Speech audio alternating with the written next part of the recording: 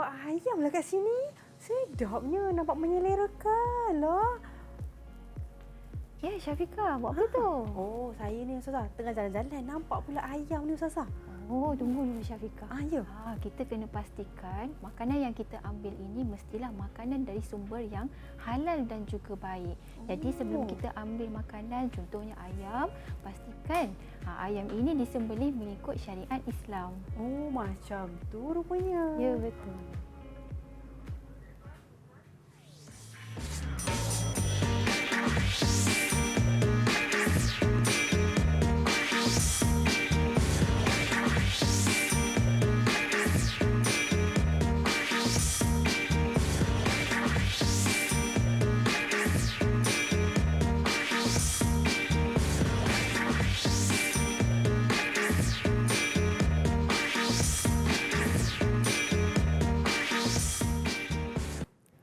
Assalamualaikum warahmatullahi wabarakatuh dan salam sejahtera kepada semua penonton Didik TV KPM. Anda bersama dengan saya, Syafiqah Hanafiah dalam slot menengah atas. Apa khabar semuanya? Saya doakan semuanya dalam keadaan yang bahagia dan sejahtera selalu insya-Allah.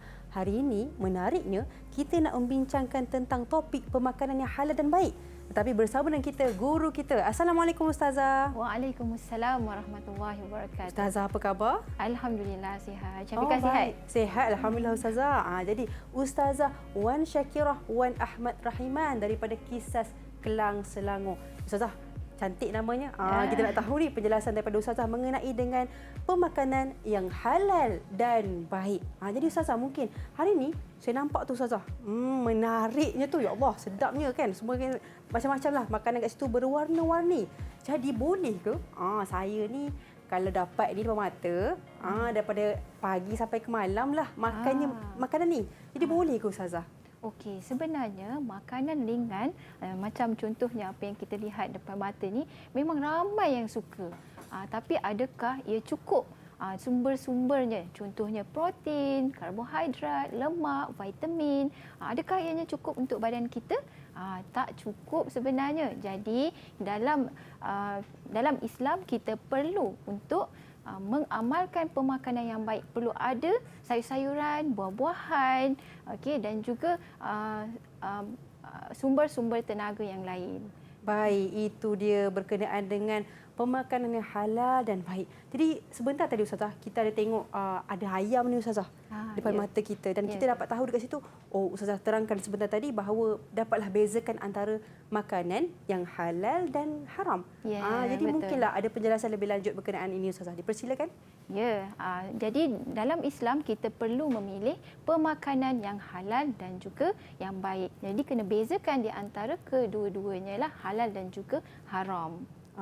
Baik. Jadi Ustazah, untuk pendidikan syariah Islamiah, apa yang bakal kita belajar hari ini Ustazah? Okey, apa yang kita bakal belajar pada hari ini adalah ini tajuk yang Syafiqah dah sebutkan tadi. Ini adalah hasil pembelajaran kita pada hari ini. Yang pertama adalah menyatakan tuntutan hukum daripada Suratul Baqarah ayat 172 dan 173. Kemudian yang kedua adalah menjelaskan kaedah istinbat hukum iaitu daripada lafaz kulu min thayyibat. Kemudian yang ketiga ialah menghuraikan kriteria pemakanan yang halal dan juga yang haram. Kemudian yang keempat ialah menilai kepentingan menjaga pemakanan yang menepati tuntutan ayat dalam pembentukan syakhsiah kita. Dan yang terakhir ialah mencadangkan tindakan apa yang kita boleh lakukan dalam kehidupan kita. Itu yang kita akan pelajarilah pada hari ini. Tak sabar saya nak belajar daripada Ustazah ni mengenai dengan makanan yang halal dan baik. Dan saya tengok tadi tuntutan hukum daripada ayat 172, 173. Maksudnya dalam Al-Quran sendiri ada ayat yang menekankan untuk kita makan makanan yang halal. Betul tak Ustazah? Betul tu Syafiqah. Jadi Ustazah, apa seterusnya yang kita akan buat Ustazah? Kita tengok dulu hasil pembelajaran kita. Yang pertama tadi adalah menyatakan tuntutan hukum daripada ayat 172 dan 173. Jadi kita akan baca surah itu. Wow, menariknya.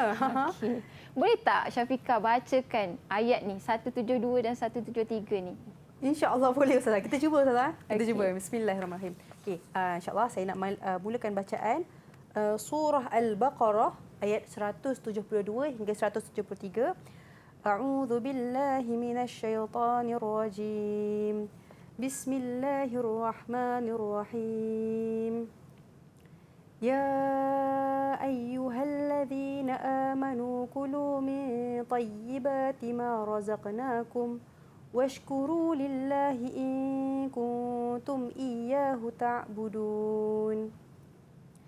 إنما حرم عليكم الميتة والدم ولحم الخنزير وما أهل به لغير الله فمن اضطر غير باغ ولا عاد فلا إثم عليه إن الله غفور رحيم. صدق الله العظيم. Sedapnya suara Syafiqah. Allah Rabbi.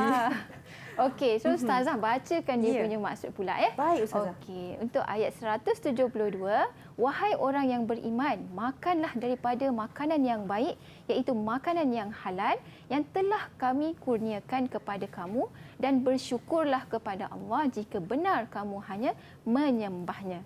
Kemudian ayat 173, sesungguhnya Allah hanya mengharamkan kepada kamu memakan bangkai, darah, daging khinzir dan juga binatang-binatang yang disembelih bukan kerana Allah.